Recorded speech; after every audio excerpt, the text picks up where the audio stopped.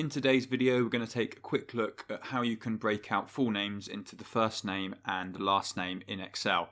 Now, this is something that's really easy to do thanks to a feature in Excel called Flash Fill. So we've got a list of full names here. So Shannon Vance, Milo Frazier, John Cook, etc. And what we want to do is have the first name in column B and the last name in column C. So what we're going to do is just start typing the first name in column B.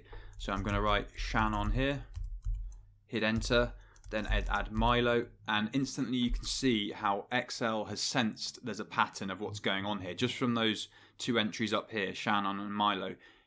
So we can see that we've got a faint writing of John, Ava, Lucas, etc. And all I have to do now is hit enter, and Excel will populate all of these cells with the first name. Now we're going to do the last name, so I'm just going to start typing Vance, then Frazier, and again we've got that recognition from Excel that what we want to do is put the last name in these cells. So all I'm going to do now, hit enter, and there we have it.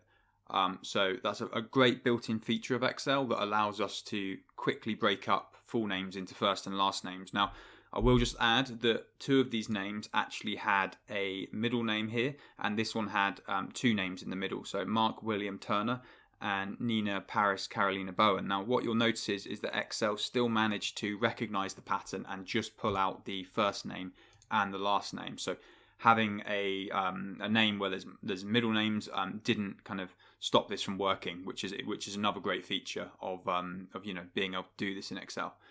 So that's just a quick run through of how you can break out first names and last names in Excel. As you can see, it's really easy to do, and you don't actually have to use complex formulas or features like text to columns to do this.